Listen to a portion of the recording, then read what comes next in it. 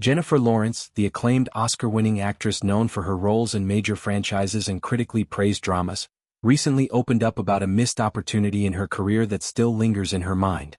During an appearance on the podcast Happy Sad Confused, hosted by Josh Horowitz, Lawrence discussed her near involvement in Quentin Tarantino's 2019 film Once Upon a Time in Hollywood.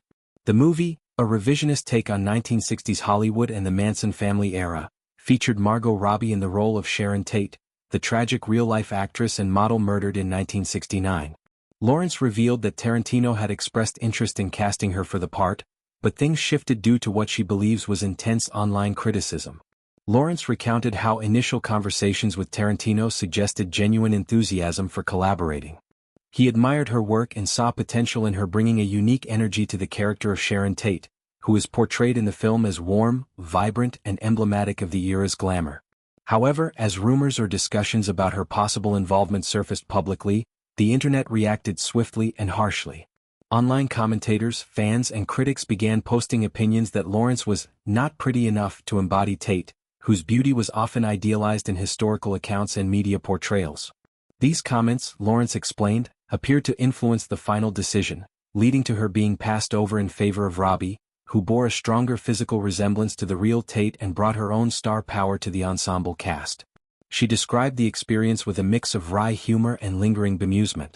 The barrage of negativity surprised her, as it zeroed in on appearance rather than talent or suitability for the role's demands.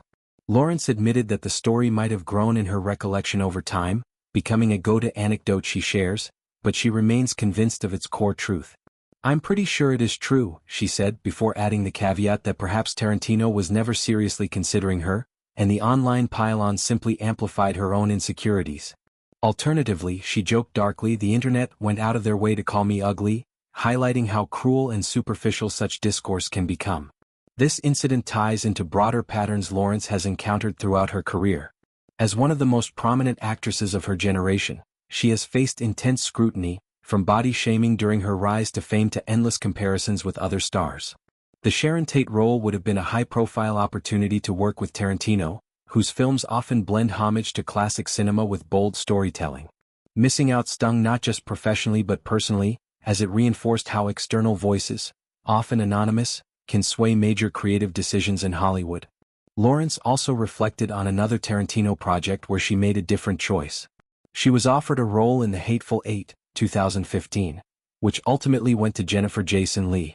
Lawrence turned it down at the time, something she now regrets. "I should not have done that," she confessed, acknowledging that passing on the film was a missed chance to collaborate with the director earlier.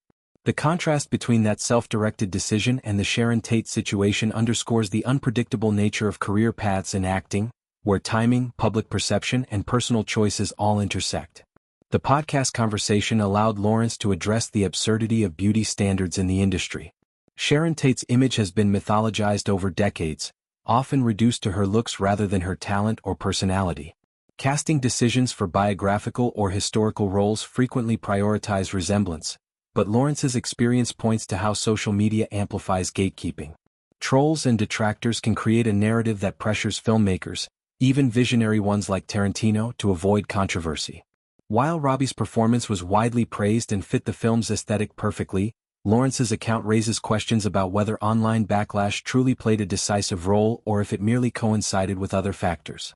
Throughout her reflections, Lawrence maintained a light tone, refusing to dwell in bitterness. She has built a resilient career post-Hunger Games, with successes in films like No Hard Feelings and Silver Linings Playbook. Yet the anecdote serves as a reminder of the double-edged sword of fame in the digital age. Public opinion, once limited to critics and industry insiders, now spreads instantly and influentially online. For actresses, especially those in their 30s navigating leading roles, the pressure to conform to idealized beauty can feel relentless.